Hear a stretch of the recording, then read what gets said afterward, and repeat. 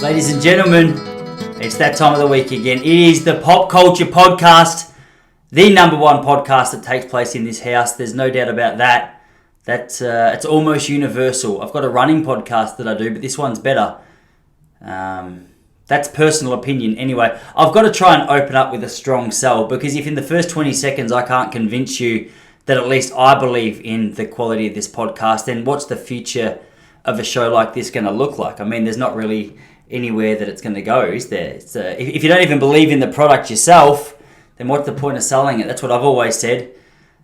It's been a motto that I've lived by. It's been a busy week in the Popplestone household. It's been a busy week in Australia. Australian Open kickstart today, which is it's probably been. We spoke about this the other week. I mean, I reckon it's one of the most amazing marketing campaigns of all time, with Novak Djokovic being treated like an immigrant and being locked up just in our local immigrant lock-up shelter here in Melbourne. I mean, it's something that we do quite well. We're quite proud of. Our strong border policies have been in place since the mid-90s now, and it's really good just to see that it's still going stronger than ever. And I think it's a really nice opportunity just to celebrate one of the biggest scalps that we've ever been able to lock away just for a couple of days. I mean, there's many in there who have been locked away for well and truly over 5 years. I think one of them was locked away for 9. It's been there since he was 15. So to have Novak Djokovic, world number one tennis player, join the ranks just for a couple of days is something that Australia should be incredibly proud of. I'm really glad that the heart of who we are hasn't changed too much. We were brought here as prisoners, and what's the old motto? It's I don't know what the old motto is, but I did hear a long time ago that the people most likely to molest a child are those who were once molested. Now, I'm not sure if there's any correlation to the fact that those who have been locked up are likely to lock others up, but I think, hey, Australia, prison island, let's do it. They did it to us, let's do it right back to them. Who gives a shit if it's world number one? This is the world's best marketing ploy. And I'm incredibly proud of my country for kicking someone out based on the fact they disagreed with the main government motion. Like, the idea was that Djokovic, his paperwork was approved. He had the medical exemptions from 2 independent teams of doctors. He was welcomed into the country via paperwork, at least. But when he got here, things radically changed, and it turns out he was just thinking wrong, which is fine. There's never been a problem in humanity, from what I can tell. No books ever written about the idea of wrong think or just having an opinion outside of what the one true and honest government thinks. So I'd like to praise our leaders. Anything else I have to say? I'd like to praise our leaders. I'd like to celebrate that Scott Morrison is the best. Cool, and so is Dan Andrews. I agree. Hail our leaders in unison. Amen. That's what I've always said. My whole life I've always said, if the government says it, don't ask questions. Government equals love. And I'm pretty sure it's a well-known fact around the world. There's no... honestly, if you can give me an example of any country in the world where the government has taken advantage of their powers, I'd love to hear it, because I personally don't believe it. People like to say China in that situation, don't they? But China's lovely. The Chinese government, they're misunderstood. A lot of people I know now genuinely say that Mao did nothing wrong. He just he didn't execute his plan properly. I don't even like to use the word execute when you're speaking about Mao's plan, because I mean, it's still got some emotional baggage there for some people who have trouble getting over what it was that he tried to do. So I think if you're one of those people, it's time, like, we need to man up. We need to get over it. Socialism's back, baby. It's here to stay. Do you know what I mean? I've always said, if you can't lock up a person because they disagree with what you say, what can you lock up a person for? Anyway, so the tennis has started. You've got to be excited for every other player in the tennis, don't you? Like, we've got rid of one bloke. We got rid of the healthiest man in the world because of his thinking errors. And hopefully, in all honesty, hopefully he comes around. Hopefully he finds his way. Do you know what I mean? It's not everyone understands that you shouldn't really have freedom of thought. And to be honest, if you do disagree with someone, you should have the right to get them out of your house. Yeah, there's no need for discussion anymore. That's what I like to say. If people want to talk, I think violence is a more effective. What really gets solved through conversation? There's a question for you. Is there any real progress made through conversation? I don't see it. I think violence is the way to go. That's just my personal opinion. I'm pretty sure that's what Gandhi went with. Martin Luther King as well. I'm not sure. I think both of those guys have been cancelled many years after their death, so because they did have some opinions which I don't know. I would say racist. I don't like the way they saw that any race should have more equal rights. I think, and it's weird to think that once we used to believe that all lives were important. I think it's more important just to recognise now that if you're white, you're wrong. That's what they say. If you're white, you're wrong. I don't know why I said if you're white, you're wrong. I was meant to say if you're right, you're wrong. But I think that little spiel that I just did about Mao made me stumble across a little bit of racism is what you'd call that here in Melbourne. A little bit of racism, because if you say a word like an Asian says it here in Melbourne, that's hate speech. Novak did it. I've just done it. And that's just the way it is. Honestly, we've got to take this approach to so many other sports. I told you last week that a lot of people are complaining, saying that there's going to be no one watching the Australian Open. Let's abandon the Australian Open. The very fact that people are speaking like that shows that it's going to be the most heavily viewed Australian Open in the history of the tournament. Don't worry. Like, obviously, Omicron's caused some serious damage, and as a result, people now can't go to the tennis in full capacity. But the TV viewership's going to be beautiful. If you're a paid sponsor of the tennis this year, sit back and relax, because you're going to get your money's worth. People keep saying we're going to abandon it because Djokovic is not playing. They won't. They'll tune in to find out exactly what's happening, and that's fine, because I'm one of these people that says, stuff it, I'm abandoning it. I didn't say that word right. Abandoning it. I'm going to abandon it. But I'm not, because it starts this afternoon, and I'm going to tune in to see if they're saying anything about Novak, which they will be. And regardless of which side of the Djokovic argument you land on, it's going to be very interesting. So I'm not sure. Australia, it's been a very interesting time to be in Australia. Now, this is a heavy start to the podcast. I'd like to recognise it. We've started with the heavy talk, all right? But I do think it's ironic, because we've been celebrating the fact, well, it's a little play on word, which I think in any marketing campaign is important to do. The Australian Open tennis ads have been taking the line that, hey, Australian Open, Australia is open. A fancy little play on the word, and it was beautiful. I got slightly nostalgic and sentimental just watching it, thinking, wow, we're open. And then a tennis player comes in who has a slightly different view to what he's supposed to have. It's like, apart from you stupid dumb Serb, do you know what I mean? Bloody Serbians, huh? Will they ever learn? What have they got to... They know nothing about our government. They know nothing about how dodgy government works. Let's show them something about the government. Who is this Djokovic anyway? Has he ever played here? Stuff him, is what I say. If you disagree, well, you know, you're an anti-vaxxer. That's just the way it is. My favourite part of it was the fact that... So the whole conversation revolved around this idea that if he stays, it's going to stir up anti-vax sentiment. I am quietly confident that the fact that he's been kicked out based on his view has stirred up some anti-vax sentiment. Do you know what I mean? I've become more passionate than ever. I'm like, wait, he got kicked out because he disagreed? Well, stuff the vaccines. That's my new view. I'm not sure about how effective they are. And even if they are effective, if Djokovic doesn't want it and he got kicked out, well, I'm an anti-vaxxer. Lock me in as an anti-vaxxer. That's what I say.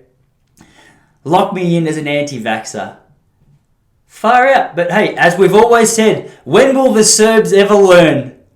Do you know what I mean?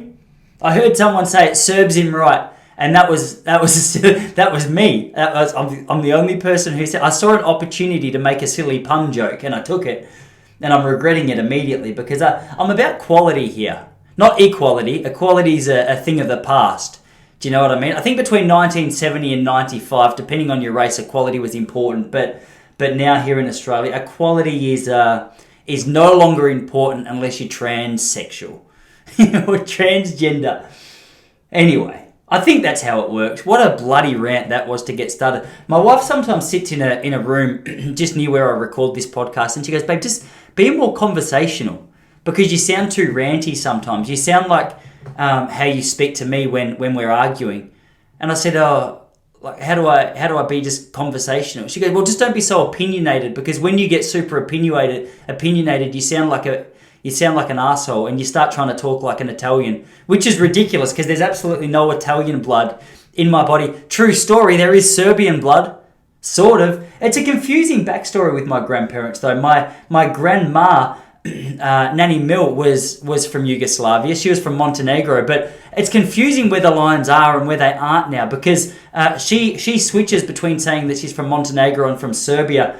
And so maybe I've got a legitimate bloodline reason to be passionate about this Djokovic case. I don't, but it's like the bloke at comedy. He's whiter than me, and someone called him a racist the other day. He said, "Don't worry about it, I'm 8% Indian." He's not.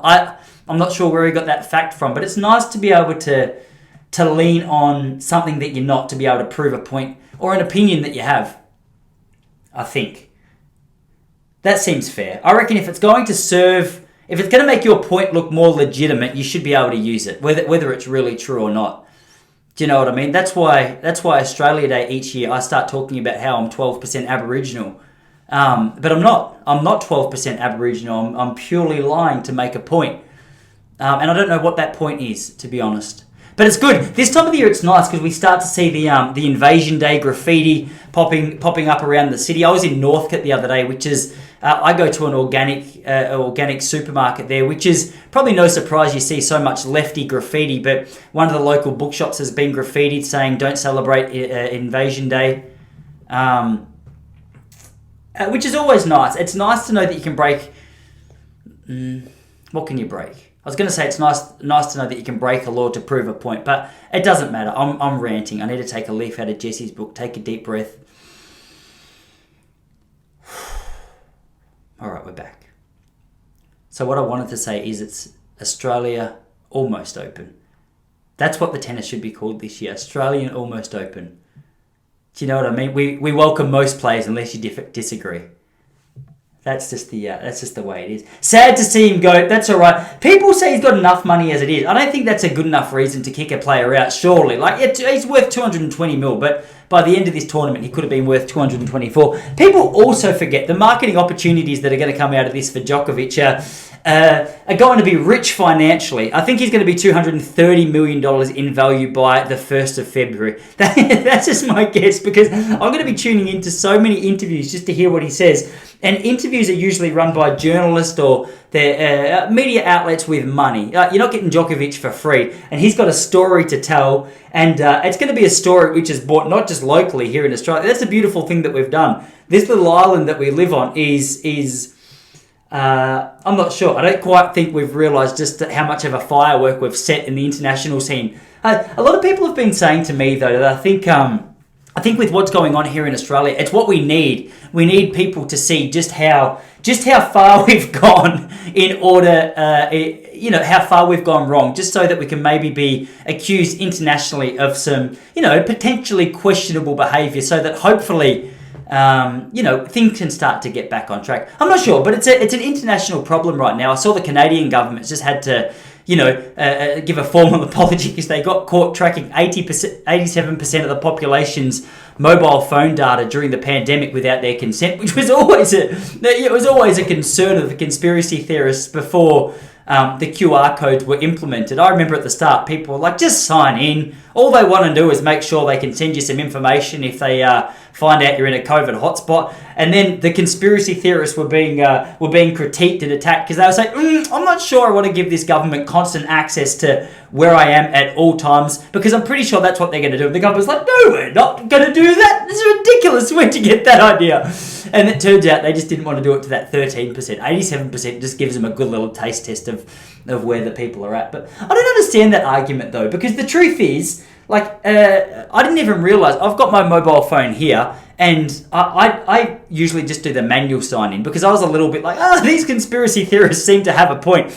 And I would just sign in manually.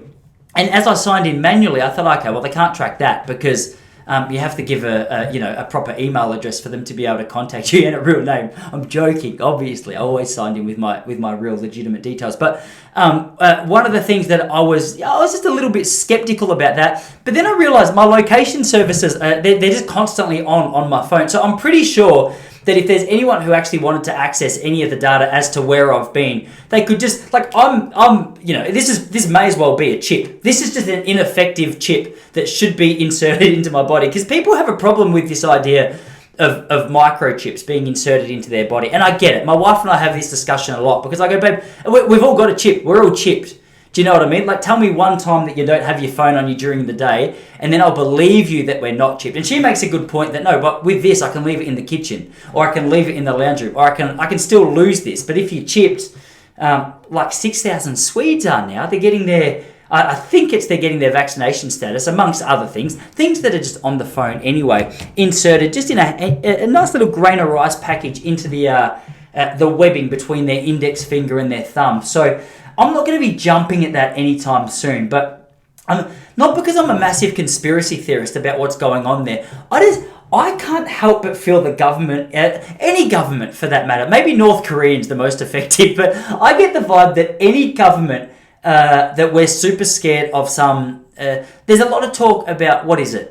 The Great Reset. Now, I should preface this with, I don't fully understand exactly what that is. I think the way that, people who are a little bit further down this rabbit hole than myself would explain it is that there's a group of globalists, and that they want to have essentially more power and treat us like cattle, so that we can rely on them for money and government sort of assurances. That's where we can get our money from. And we essentially own nothing and essentially just lease everything off them as we need it. So it's just like a constant stream of income. I'm sure I butchered that. So formal apology to any of my friends who are well and truly down the QAnon path. I'm not saying that sarcastically. I'm curious, and I'm open to this idea being real. But the issue I have with it is that I don't know. I just get the vibe that the government really struggles just with smaller details. Have you seen how much trouble they've had with the Novak Djokovic case this week here in Australia? And you're telling me that there's an effective group of globalists who are putting together a plan to essentially treat the rest of human population as cattle. I don't know. I feel like someone would speak. I feel as though, and maybe they are. Maybe that's the answer. Maybe that's the argument. Maybe people are speaking out and they're being shut down. They're having their Twitter accounts deleted. Maybe they're not. But do you see my point? I'm having trouble understanding how... the point I was trying to make is Australians are having trouble just operating one little element of the tennis at the moment, and you're saying that there's a group of far more organised people who are essentially trying to do what we did to Novak Djokovic here on a mass scale. That's a very poor comparison, but I'm doing my best here. I was never known as a debater. All right? This is the reason this podcast should be edited, because you get to an end of a sentence like that and you go, that didn't make sense. And you have to just keep talking, because otherwise you guys catch me out. And this is something I do in comedy as well. When a joke doesn't land, I spend too much time analysing and assessing and just going over with the audience the fact it doesn't land. And so I'm going to stop this reflection right now and continue at post-production. I'm not sure. It's your fault. If you're still listening to this podcast, it's got nothing to do with me. Do you know what I mean? It's because you've had a busy day at work. You don't want to listen to anything too intense. So you thought, you know what? You'll just sit down and listen to the #1 pop culture podcast going around. It's word in this household, just to switch off a little bit. That's what I like about the introduction to this show. It's a sign from Goodfellas where the guy goes, well, what are you going to tell us, tough guy? The usual, 0, nothing. I'm not here to inform. I was going to say I'm here to entertain, but at this point in this podcast, I'm not convinced that's happening. I'm entertaining myself. At least one of us is being entertained. I'm not sure what's going on. But apart from the Australian Open, Djokovic being kept out for wrong think, I've had a pretty good week. I had 2 gigs last week. The first gig was a little tough, to be honest, not because the jokes didn't go well, but because I spoke to you all a couple of weeks ago about the fact that people have started to assume that I'm older than I am, which is something I've never really experienced in my life before. Usually I'm the guy that people look at and they're like, hey man, you're about 5. They often guess I'm 5 years younger than I am. And I've let that go to my head. And always now, whenever someone guesses my age, I get like this little bit of arrogance, because I'm going to think, well, you're going to think that I'm so much younger than I am because I've got an awesome exercise routine. I moisturize regularly. I'm well hydrated and I've got good genes. But lately that's come back to bite me in the ass, because people, a few weeks ago now, I was guessed to be 41. I'm not sure if the girl who said that was doing, you know, that old book from like 2005, The Game, where men would essentially speak down to women make them insecure so that the woman would like them more. I feel like I got gamed a little bit because I thought I was looking good that night. I don't know if she knew I was single, because I'm not. I don't know if she knew I was single or married is what I was trying to say there, in case my wife's listened to this. I'm not single, sweetie. Don't read too far into that, you know.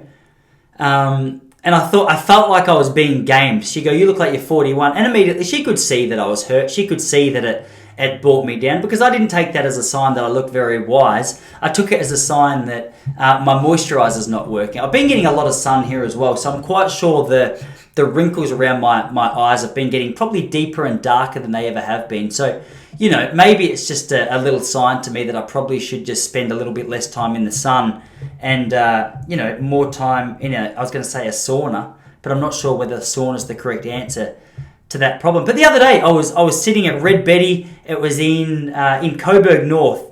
Had to get there early. I was telling you guys last week, had to get there early because I was doing open mic comedy. It was the first 5 who got there got a spot.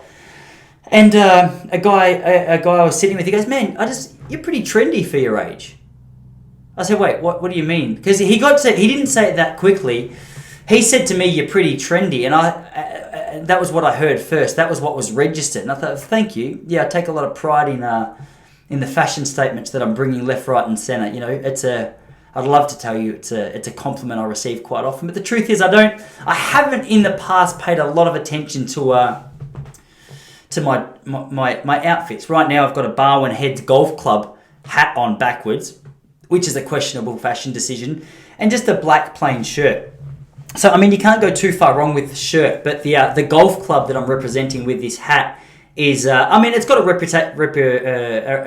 reputation for having an elderly participation group. I reckon the average age at Barwon Heads would be 60. So you don't wear a hat like this as a fashion statement, I don't think, unless you're that confident in what you're bringing to the table that you're trying to set a fashion statement. So, let's just say that that's exactly what I'm doing. I'm actually trying to not just publicise Barwon Heads Golf Course with this cap, but also, I'm trying to just see what my social sort of influence is. Like, if you guys are buying Barwon Heads Golf Club's hats and wearing them backwards next week, then I'll know it's strong. But that's a mean thing to say to someone, isn't it? That they're stylish just for their age. You dress well for your age. Because it's a compliment until you get to the age part. And I said to him, "Dude, how old do you think I am?" And he goes, 36. And I looked at the bloke next to him. I said, "Mate, how old do you think I am?" And the bloke next to him guessed 38. And I said, "Look, I don't know. Are you guys... Is this some kind of a sick joke going around the Melbourne comedy scene at the moment that we just try and make poor old Tyson Popplestone question how effective his moisturiser is? Mugu. I was promised it was a really good moisturiser." So I came home and I started... what's that green powder we have in the cupboard? I've completely blanked on it, but apparently it's supposed to be good for wrinkles. It's green powder. It is... What's it called? I'm going through my morning... It's got a horrific taste to it. I don't want to spend too long on this issue because I don't think you guys care as much about what it is as what I do. But apparently it's really good for your nails. Apparently it's really good for your skin. Anyway, all right, I'll come back to it. I'll let you know what it's called. I've started powering up on that. Can you please tell me what it is? This is doing my head in that I've forgotten. But anyway, my hydration routine's improved from there. It was a tough gig, actually. Red Betty, I liked the room. I was really happy to be there. I was having a great time socialising with the people that were there. But the problem is that the people that were there were quite forward. The guy that told me that I looked older than I was, he told me that he was also a troll that just got banned from TikTok. So I thought, maybe he's just trolling me. And then I said to him, with all sincerity, "Do I look older than I am?" And he goes, "Yes, you do, with all sincerity."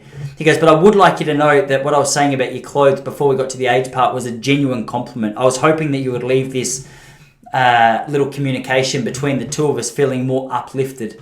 And he goes, "And the vibe I get is you've left feeling, a little deflated." But the flip side of that was, just last Thursday, I went to a second gig of the week, and that was down in Melbourne at a place called Speak Easy HQ, which, if you're here in Melbourne, you got to go check it out. It's my favourite comedy room. It's they call it vaudeville which I think is a French word for, I think it's French, means variety act. So you've got your burlesque dancers, it's sort of like dark arts.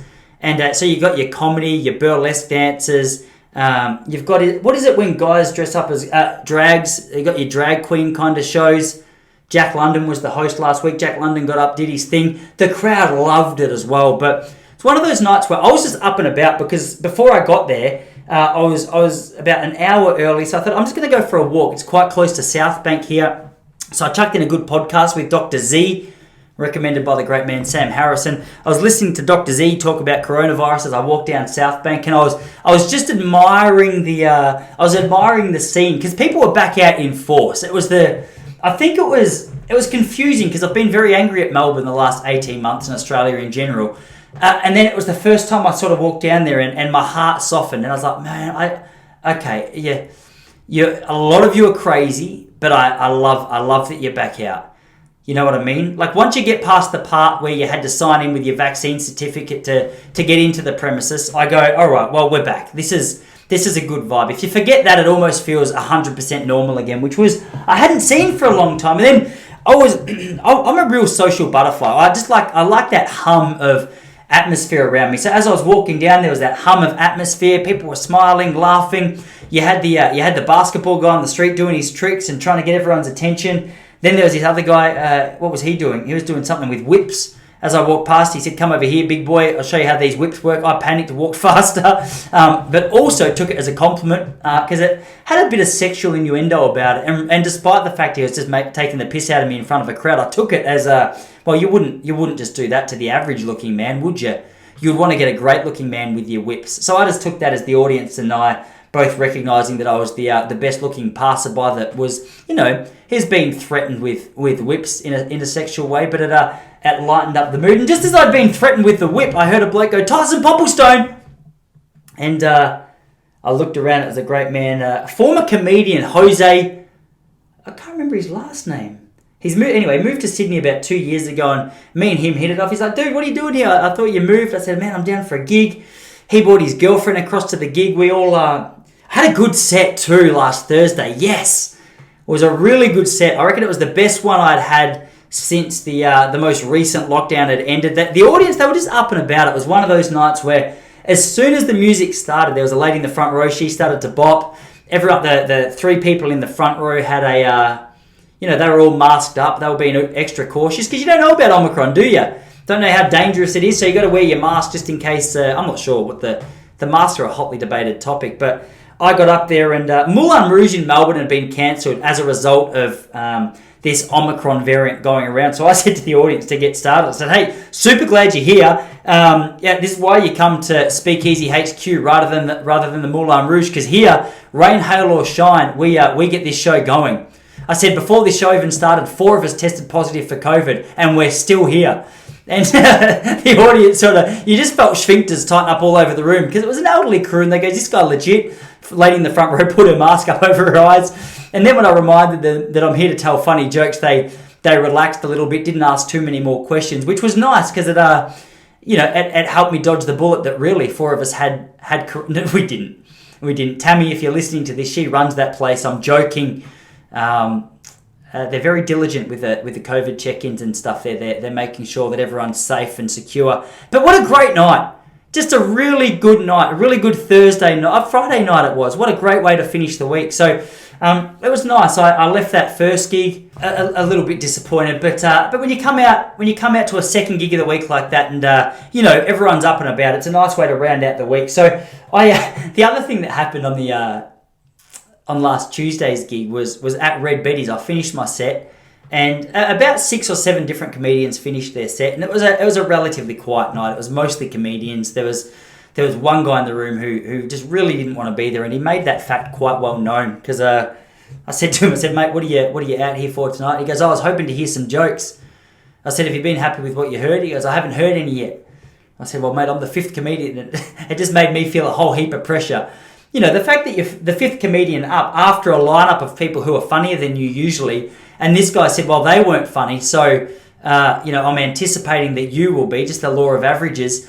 there was a lot of pressure there, and it was very obvious from my first joke that he didn't appreciate anything that I said, because he was that kind of guy where he wasn't even pretending to care about what I was saying. He wasn't even giving polite laughter, which I'm sort of grateful for, because if there's one way to improve what it is that you're doing, I'm sure it's receiving honest feedback like that. A lot of people would they'd probably just brush it off, laugh to make you feel better, and you go home with a bigger head than you probably deserve. It's weird in the comedy scene as well, because you see some comedians get off stage and they've bombed, and for whatever reason, I'm not sure if it's sort of just like the survival instinct kicking in, but you'll go up to them and go, oh man, like how'd you feel? And it's more just a polite way to address the fact that they'd had a terrible set. And there's been plenty of times in my short comedy career where I'll go up to a comedian after their set, after they've bombed, and I'll go up and I'll go, oh dude, how was it? And they'll look at me with full sincerity and go, bro, I killed. And I was like, bro, I was in the room. I saw what happened. That was brutal. I left the room because I couldn't handle what I was witnessing. This was incredibly painful. And then, but it plays on your mind, because sometimes I get off stage and I listen back to the tape and there'll be some laughter. And in my head, I go, far out, I think I killed. Like, that was a great set. But then, because of these people who have these fake great sets, I've started to double question, whether or not I'm just sort of tricking myself a little bit. And the reason was, so I got off stage, didn't have a great set. But it was it wasn't great in the sense that I don't feel like I had anything to work with. It was more just the vibe in the night, is what I'm going to say. I didn't kill, but the audience they were pretty rough as well. Then I went outside and a lady came up to me. She's like, dude, I absolutely loved that set. And I was like, oh, wow, thank you. Like, started to get this. And this other guy came over to me as well. He's like, dude, awesome set, man. Like, what you did there was so funny. And then I started to get all up and about, like, whoa, I had a great set. I couldn't believe it. And then they started complimenting me on my jokes. And then I realized they were complimenting someone else's set. For anyone in the Melbourne comedy scene, they were complimenting John Dawes' set. So John Daw is a bloke that I've been confused with more than once. He's a good-looking man, I'll give him that much. So I hope he takes that as much as a compliment as I do. But they came up and they started telling me all the jokes about my set that they liked. And then I was like, hang on a second, I sat down and watched this set too. The set that you're complimenting is John Dawes. I was up after him, and you've become confused with the two jokes. And it was really hard, because I'd started to build up this fake sense of confidence that I'd had a way better set than what I'd really had. They were complimenting the wrong man. And we got so far into it that they were talking about, how woke I was, essentially. They were like, yeah, dude, there's not many white guys that realize what it was that you were just talking about there. Like, the fact that you recognize the privilege that you have, the fact that you recognize that as a white man, you've got so much privilege over, they were an Aboriginal couple that I was talking to. The fact that you recognize that is just beautiful. I was like, dude, far out. You definitely didn't see my set. I think my set was all, it pretty much just proved how much I don't know about this white privilege idea, which is going to upset a lot of people to hear. But I couldn't. I was too far into the compliment to tell them that it wasn't me, that they were that they should have been complimenting. But the man they wanted, he had left the building, and.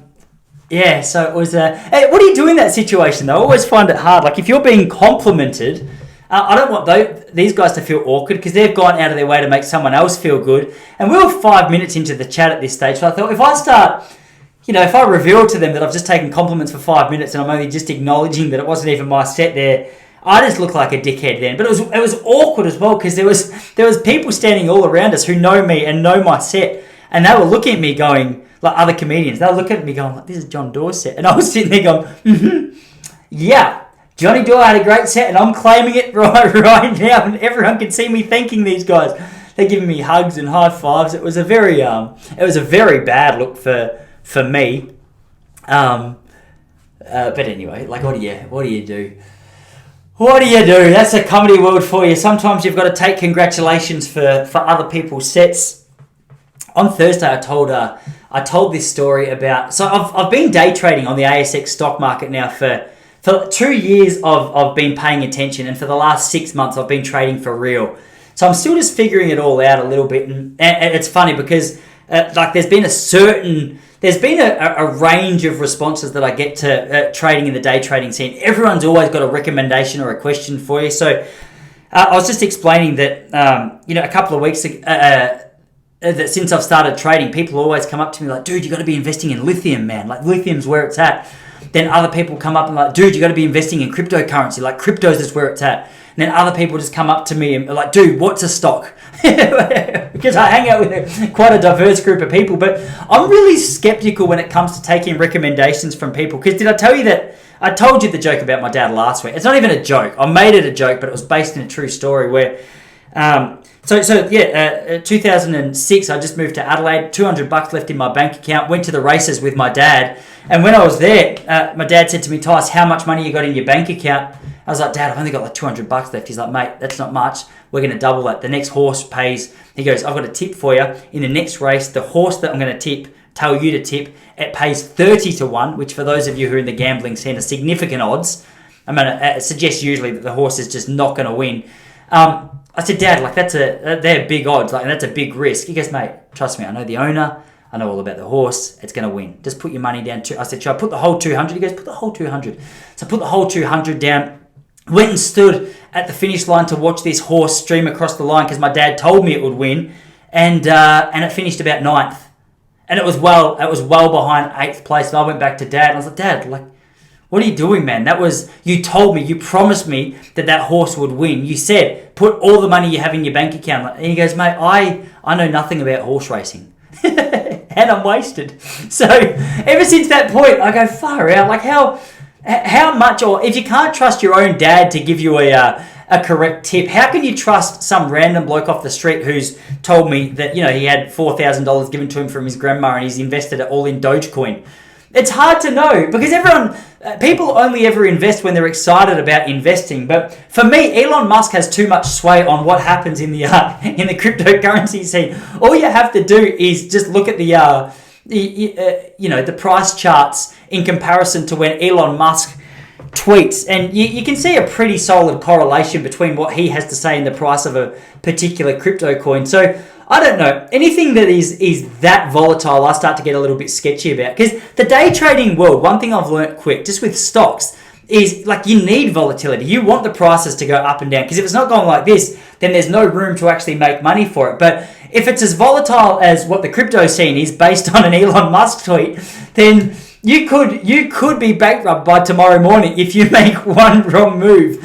And the truth is, as I said, if I can't take a tip from my dad, I'm not going to be taking a tip from a 17-year-old kid that I haven't met before who just inherited $4,000 from his grandma, who's hopeful in his first investment opportunity that it's going to go up. The truth is, it probably won't. There's a good chance you're going to lose all your money. So, and there's people who are those annual experts. Do you know what I mean? So at the moment, it's Australian Open starts today. So the tennis experts start to get out and about. We start to hear from all the tennis champions. We start to hear from all the people who have got something to say in the world of tennis. I'm one of those people, to be fair. Like, watch me. In a week, I'll be tweeting about what Nadal needs to do to work on his backhand. I can't even hit a double-handed backhand. I can't even hit a single-handed backhand controlled. If I tried to hit a single-handed backhand controlled back to you, if we were having a social hit of tennis, there's a chance it would hit the back fence. But still, for whatever reason, watching it, being an armchair critic, is so much easier than actually implementing the skill that you're telling others to do. And I think cryptos is the same scene. I think stocks in general is the same scene. I had a mate last year tell me that Bitcoin was hitting 100,000 US by the end of last year. I'm not sure what it's at right now. I can check. Let's see if Siri will help me here. Hey Siri, how much is a Bitcoin right now? One Bitcoin is $59,379.73. I assume is that Australian? Hey Siri, how much is a Bitcoin in USD? One Bitcoin is $42,828 and 27 cents. There we go. So you're paying $42,000 for a Bitcoin right now in US dollars. I had a mate last year tell me to invest in Bitcoin because it's hitting. He told me when it was at I think it was at about 65 that it's going to hit 100. He said invest in it. I said, oh, I'm not convinced you know what you're talking about. He goes, bro, all right, it's your boat to miss. No worries. I looked at it later and it was I don't know. It was close to what it is now. So I'm not. I mean, it's easy to be a hater, isn't it? To sit on the sidelines and just critique. But unless Warren Buffett's saying, hey, all right, look, this is the step you should take, And even he's not 100% confident. I think the only person confident with your ability to manipulate a stock is Nancy Pelosi at the moment. Isn't that the truth? Didn't her husband have something to do with insider trading? I'm not sure what the stock was, I'm sure it would have been it would have been one of the big S&P 500 stocks, no doubt. But she's the only person you could probably take stock advice from now, assuming she likes you and it wasn't political. Because if it was political, I reckon she would give you a wrong tip.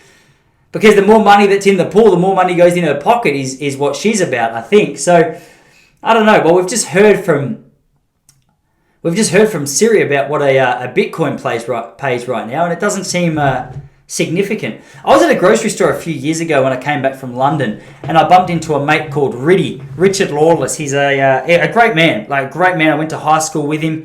He almost beat me in a beep test, which was humbling because I was a great runner. I'm still a decent runner, but at school I was known as the runner. And Riddy and I, we were lining up for a beep test. Now he did his when I was away for one day. He got 15.5, and I had that number stuck in my head, and I was mind blown about how big a score that was. And I went out and somehow got 15.6. I think my PE teacher was being generous as well, because a couple of those turns I'd probably missed by about 2 or 3 meters, but he let me off the hook just because maybe he liked me more than Riddy. But Riddy, he invested early in the Bitcoin scene, and I stopped in next to him because I think he's an environmental scientist, and for a while there, he was working with a company that I don't know if they were mining or they were doing something that he wasn't happy with I guess it was like, what's it called? A forest. That's the word I was going for. You would have assumed that I was going for a word that was so much bigger and more significant than that. But forest was the word that I was lost on. So he used to work for some company, and he saw the damage that they were doing to this environment, and he just went fully the other way. Now he's chaining himself to coal mine gates and saying to the truckers, don't go. I don't know if that's true, but I know he associates people like that, which is fine. You got to have something to believe in. But Riddy was telling me he was early to the Bitcoin scene, and when I caught up with him in 2018, I said, dude, what are you doing with yourself? He goes, mate, a whole lot of whatever I want. Had a real good investment in the Bitcoin scene. So I reckon that's when I should have probably got involved. I remember hearing a Joe Rogan podcast in 2016, some guy on there talking about Bitcoin, and here I was going, I'm not taking a tip from this loser. What does he know? He knows nothing about Bitcoin. And had I invested there, I would have been a wealthy man. And but then the value, even if you trust the advice that you're getting, you're going to have to put in a significant, unless the company just goes up by 10,000%. If you put $100 in, you're not going to get a whole lot out of it. So it's got to do with how much you invest in it as well, doesn't it? You can't just be putting in $5 and thinking that once this goes in your direction, things are going to work out, because it doesn't always work like that. But that's the thing. There's so many experts, and I mentioned briefly before Dr. Z. Dr. Z is a guy. So I told you guys I've been doing Sam Harris's app. And I'm not sure if you heard the Joe Rogan podcast with Dr. Peter McCullough. I thought it was gold. I was listening to that and I was like, wow, this is incredible. Just how much information I don't understand, how much cover up, how much science and stuff is being ignored. And I was like, this is crazy. Anyway, then I heard Sam Harris, who I know is a bit of a lefty, which is the opposite side. Well, not usually, but I mean, based on where we are in 2022. I think the way Sam Harris sees a lot of the world with a lot of things, I look at and I go, it's uncomfortable for me to hear it because it's the opposite of what I think. But lately I've been listening to him a lot more because I respect the guy. I like the way he thinks. I like the way he speaks. Even if I disagree, he's humble. I'm trying to learn to be more like that, a little bit more nuanced in my views, because I get in that mindset where I'm black or white, and he's like that with some things. But the truth is, I don't know. He just seems a bit more nuanced. And he tweeted just the other day, he said, for anyone else who got brain damage from listening to Dr. Peter McCullough and the Joe Rogan podcast, this is an antidote. And I was like, oh, wow.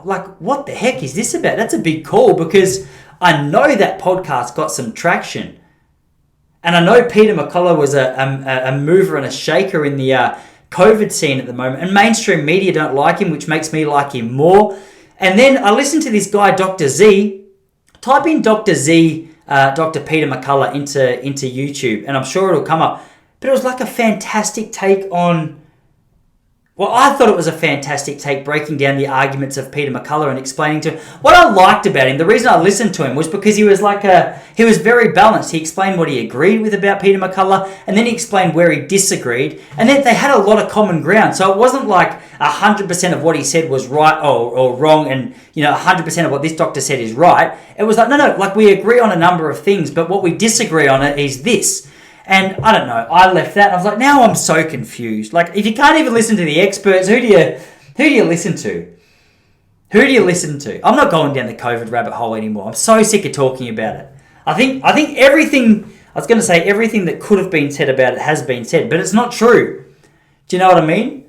I bet no one's ever said if a dolphin had sex with a whale, it might catch COVID. There you go. There's something fresh in the COVID scene. Not valuable, not helpful, not meaningful, not based in science, but I bet it's fresh. I told you guys a while ago, that's not even funny, I don't know why I laughed at that joke, but what was it? I gave myself a ban from Instagram and Facebook, which I've been on Instagram a little more than I should have the last week or so. I've put up a couple of posts and so, again. But I gave myself a month off and it was really nice. But during that month, I just like a little drugger, I quit heroin and took up cocaine. I went from Instagram and jumped across to Twitter. And now I've started burying myself in the Twitter comment section. And if you want to do anything that's good for your mental health, do not bury yourself in the comment section of Twitter, because there's a lot of people like me just saying their opinions, and I've got 10 followers on Twitter, and I can see why, because I look back through my Twitter feed and go, mate, you're not really offering a whole heap to the Twitter world right here, but nonetheless it's fun and it makes me proud to come up with a zinger. But that's all it is. Twitter is just one-liners. You know when you drive away from an argument and you feel as though you hadn't had the most effective argument, and you thought about all the one-liners you could have done just to shut the other person up? That's all Twitter is if you're not on there. If you're not on Twitter, it's just a constant attempt for people to shut another person down with a one-liner. You're not there for conversation. You're not there for research or to have your opinion changed. You're there for zingers and followers and attention. That's 100. If you tell me you're there for any other reason like entertainment, I am going to call you a liar, because, maybe entertainment's a valid reason, but even that's pushing it a little bit, to be honest. I think you're there for an audience. I think you're trying to get famous. I could be talking to myself right now. I think I'm going to have to give myself a ban. But Voice for Victoria, she's so interesting. If you're in America right now, so I'm in a state called Victoria. It's like it's a big lefty state. It's the equivalent of Oregon, but worse, I think. I shouldn't say Oregon as a whole. Probably Portland. Like Melbourne and Portland would get on really. They probably wouldn't get on though, because they would just find all the things they still disagree with each other about. But nonetheless, that's the equivalent of where I'm living right now. And where was I going? I was telling you about Twitter.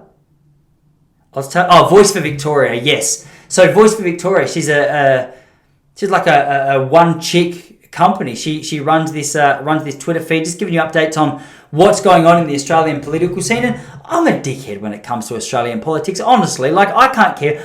The fact that politicians can't even really keep up makes me feel better, because I spend 15 minutes a day trying to read about what's going on. And then I realise I don't understand a lot of what's happening. And then you realise that a lot of the politicians actually also don't understand what's happening. But this chick, she just brings some clarification. So if you're interested in where I live and the politics of the place, jump onto Voice for Victoria. She's I think she's a very reasonable person to follow. Mind you, I think if you disagree with her, if you're like an extreme lefty, she's probably being accused of being an extreme righty. But hey, nonetheless, I'll let you decide on that. My mum came up here on the weekend, which was nice, because whenever mum comes to visit, it means we've got a babysitter for a few hours, a couple of days, which is a game changer. I mean, granted, Jessie does most of the work when it comes to baby life in this household. Not because of gender stereotypes, but just because I'm a man and I don't do that kind of stuff. Do you know what I mean? It's a chick's job to look after the boy. I'm kidding. Look at you getting all uptight about jokes like that. That's ridiculous. Don't take me so seriously. I'm having fun. Do you know what I mean? I'm just having fun. It's just a coincidence she does all the chicks' jobs. Yeah, and it'd be funnier if I was like a real handyman as well, but I'm not.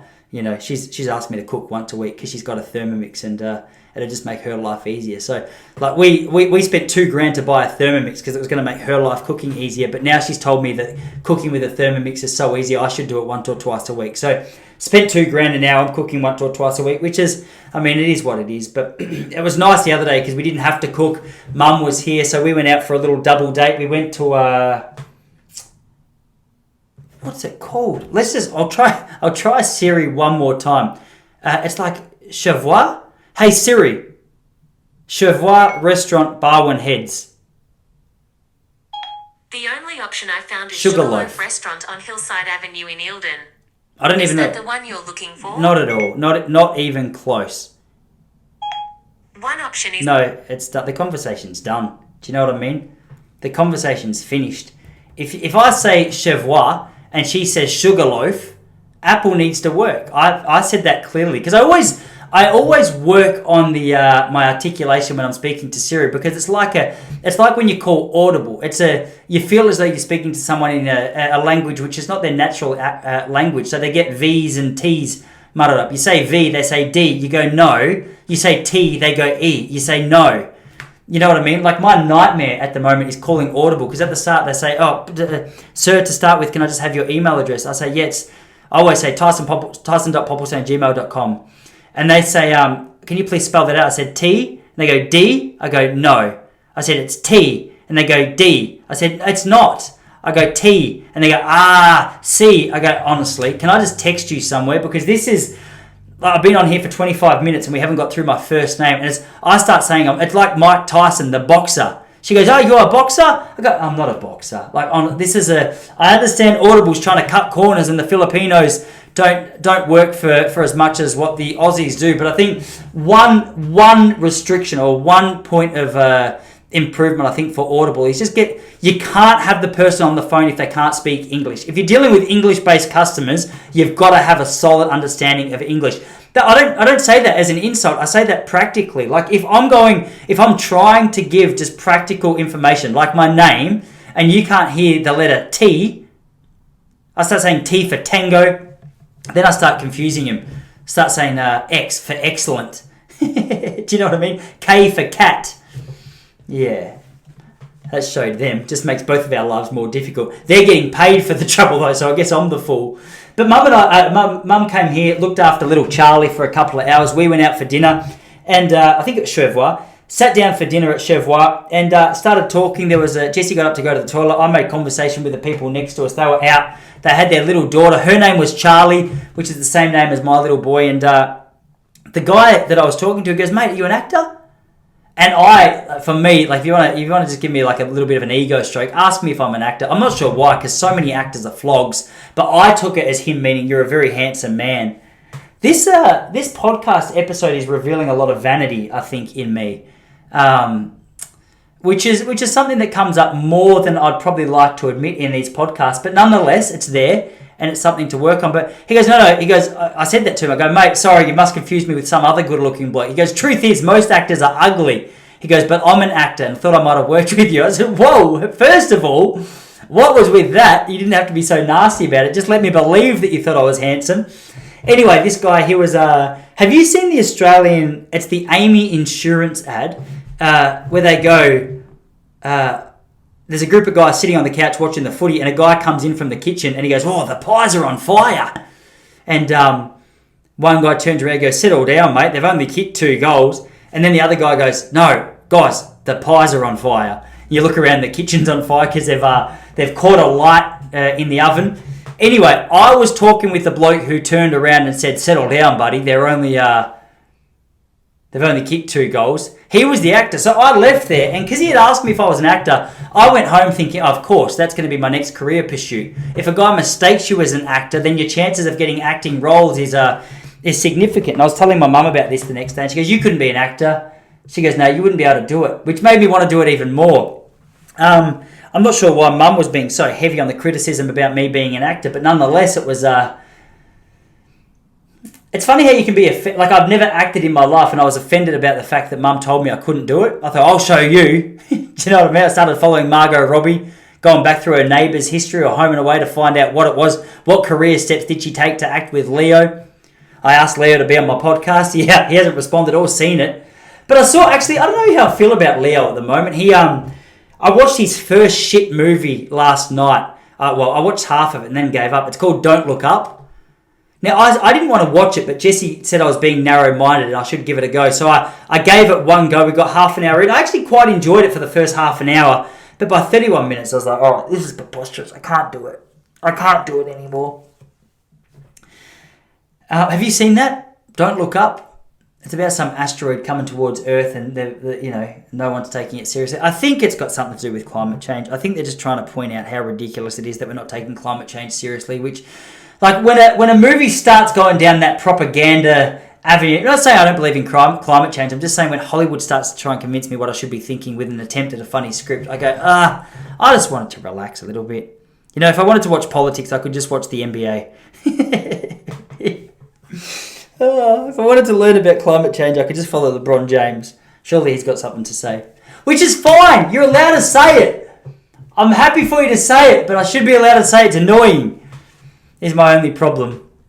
Anyway, before I go, what else have I done there? Yeah, so we ended up having that whole night just with them. I genuinely don't really like double dates either, because I remember once being in Portugal, and when there's too much pressure, like if Jesse and I have a double date planned, and it's like, all right, this Friday we're going out for a date, it's going to be the best night ever, it's always a shit night, because I think there's just too much pressure. I feel too pressured to have like a natural conversation. We get out there, I'm like, oh, this is uncomfortable, I just can't enjoy it. I like the spontaneous date. So to have these two people that we just double dated, we swapped numbers. I'm going to Google this bloke's agent to find out what it is that he's got to say, about my acting career. It was just a nice night. Once in Portugal, we were listening to some fado, having a little bit of Portuguese. We're having some wine, having a chat. It was just an awkward night. I'm not sure what was going on. I think Jessie was getting her period, which is, you're not supposed to say it, but it's actually what happened. I think she was moody. Hormones are a thing. You should be allowed to acknowledge that. But it's also true of me. I'm quite moody, all right, if I'm hungry or whatever. So she can say it about me. I can say it about her. Don't worry. She doesn't listen to the podcast. She can say stuff like that. It's not sexist if it's funny. That's just a fact.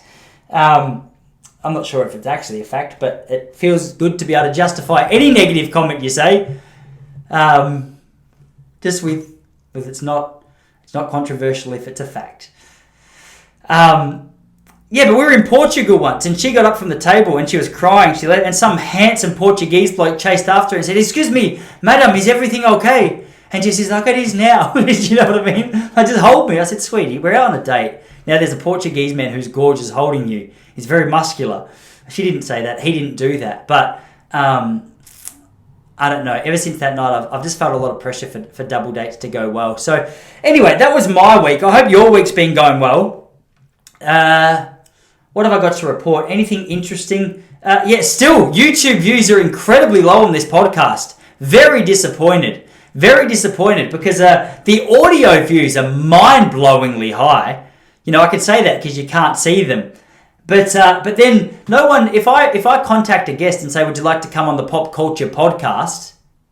and they go to my YouTube channel and they see that the videos have 4 views, it's not really much of a sales pitch. So please, if you're enjoying it, leave it a review. Go and watch a YouTube video. Help a brother out. I'm trying to get something started here. Started at the bottom, and now we're here, which is still at the bottom. But I'm hoping the more I say that, the more you'll be able to see the progress that I've made. Drake did, and now he gets front row seats at the NBA. So we don't have NBA here in Australia, but we do have the AFL, which is an obscure sport with 36 men chasing a little leather ball around a big grass pitch, tackling each other and pretending it doesn't look gay. All right, so that's what we're working with. Front row seats mean nothing at those games because a lot of the time, front row seats are available. You guys have a good week.